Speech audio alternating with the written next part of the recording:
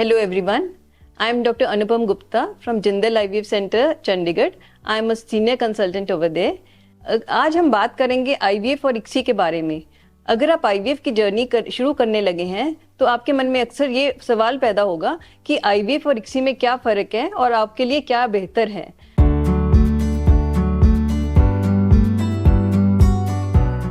तो let me tell you today, IVF is in vitro fertilization. इसमें होता है कि हम एग और स्पर्म को दोनों को एक पेट्री डिश में डाल के लेबोरेटरी में रख दिया जाता है वो अपने आप नेचुरली फर्टिलाइज करके एक एम्ब्रियो बनाते हैं जिसे कि यूट्रस में ट्रांसफर कर दिया जाता है। In ICSI, the embryologist picks up the sperm and it injects it into the oocyte ताकि वो एम्ब्रियो बने जिसको कि फिर यूट्रस में ट्रांसफर कर दिया जाता है।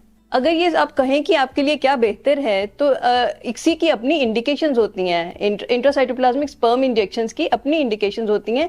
लाइक ये मेल फैक्टर इनफर्टिलिटी में किया जाता है, जैसे जिसका स्पर्म काउंट लो हो या मोटिलिटी कम हो या फिर कई बार एजोस्पर्मिया होता है, तो उस केस में हम टेस्टिस में से स्पर्म लेके उनको फिर oocyte में इंजेक्ट कर देते हैं।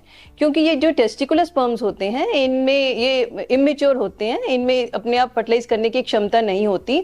सो just to ensure fertilization the embryologist injects them into the oocyte to form an embryo जो कि फिर यूट्रस में ट्रांसफर कर दिया जाता है। और कई केसेस में जैसे किसी ने पेशेंट ने पहले कहीं से IVF कराया है तो उसमें उसके फर्टिलाइजेशन फेलियर है, तो इन केसेस में भी अगर सब्सिक्वेंट IVF साइकिल करना है तो हम उनमें ICSI ही रिकमेंड करते हैं। कई पेशेंट्स में लो oocyte नंबर होता है, कई पुअर ओवेरियन रिजर्व है और उनका oocyte नंबर कम है, तो इन केसेस में भी जस्ट टू इंश्योर कि हाँ एम्ब्रियोज बन जाए तो हम ICSI रिकमेंड कर देते हैं। तो नेक्स्ट क्वेश्चन आपके मन में पैदा होता है कि क्या IVF बेबीज हेल्दी बेबी होते हैं, कि क्या आपको वाकई इसके लिए जानना चाहिए, कहीं कुछ इसमें क्रोमोसोमल एब्नॉर्मलिटीज या जेनेटिक डिफेक्ट्स तो नहीं होते।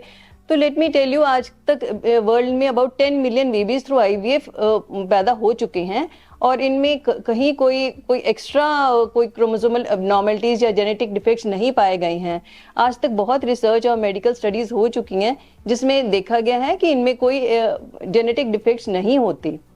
But if we compare IVF and ICSI, तो I think and it has been proved also कि ICSI में क्योंकि forced fertilization होती है तो इसमें थोड़ा सा 0.5% higher risk of genetic abnormalities होती हैं।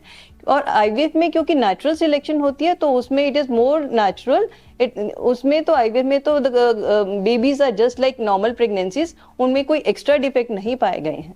So thank you, and अगर आपको और कोई इन्फॉर्मेशन चाहिए तो you can visit our website or visit our hospital at Jindal IVF Center, Chandigarh. Thank you.